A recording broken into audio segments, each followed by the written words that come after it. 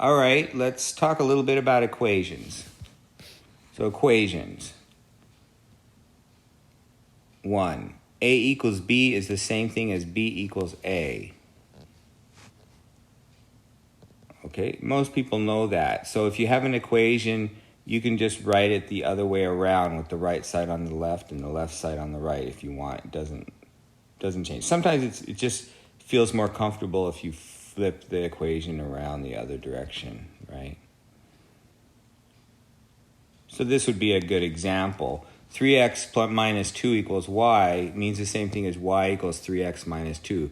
Most people are more comfortable with the y equals 3x minus 2, but they both actually mean the exact same thing. And I think most students are very comfortable with this property of equals.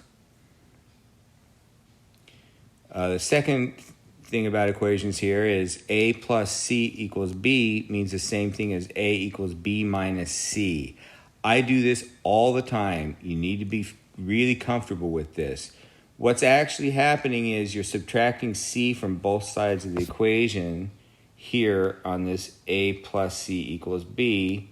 You subtract a c, this gives you 0, and you end up with a equals b minus c. But there's no reason in the world to go through all that trouble of going minus c, and all that stuff, which is probably what you were taught at some point. The way it works is this. Remember, we've been talking about terms and factors and how they behave differently, okay? C is a term of the left side of the equation. If you move a term of an equation to the other side of the equation, it changes sign. That's all there is to it. So if I put this c on the right, it becomes minus c. If I put this c back on the left, it becomes plus c. See? So if you move a term of the left side of the equation to the right side of the equation, you have to change the sign of the term. If you move a term from the right side of the equation to the left side of the equation, you have to change the sign of the term. Okay? That's all there is to it. It's not more complicated than that.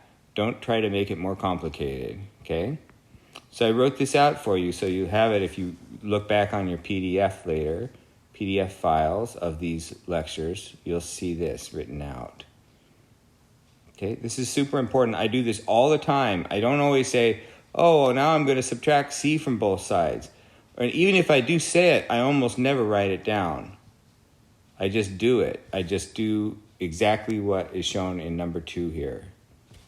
Move the term to the other side of the equation and change the sign. It's not harder than that. So I'm just saying this is technically why it works.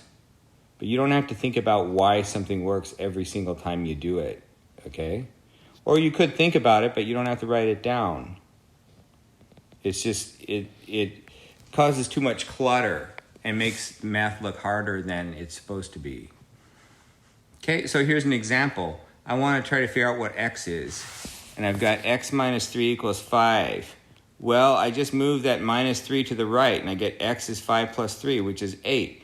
And honestly, when I do this, I'm comfortable enough where I would just add those in my head because they're simple numbers. So I would just say x minus 3 is 5. Oh, x is 8, right? If they're more complicated numbers, though, you don't want to try to do it in your head, or even if you're not comfortable with this, you just write it out. See, I put the term on the other side. Terms are things that are added or subtracted, right? I put this term on the other side, it changes sign to a plus. And then 5 plus 3 is 8, and I'm done.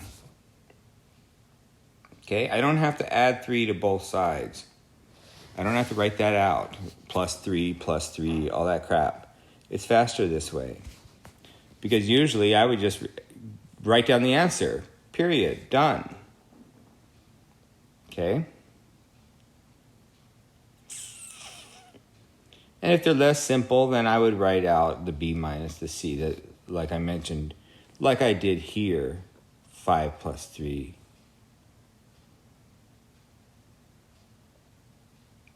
See? So that's an example. 2 plus 216 equals negative 38. just becomes x equals negative 38 minus 216. I wrote it out in part so I get the signs right. And then you add the two magnitudes and your answer will be negative. So you don't use these shortcuts when it's too confusing. So an example where it's too confused, we'll have these things later where this is called a compound inequality. There's two inequalities. The x plus 1 is between the 5 and the 8. And if you try to just, I'm just going to move this to the other side. What other side? There's actually two other sides. So it's better just to go minus 1, minus 1, minus 1. You just do the same thing to all three pieces. Right? So we'll get to that later. But there are some examples like this where it's probably better just to go to the old-fashioned, minus 1, minus 1, minus 1, which is never wrong. Okay? All right, I'm just trying to give you some shortcuts you can use to make things easier for yourself.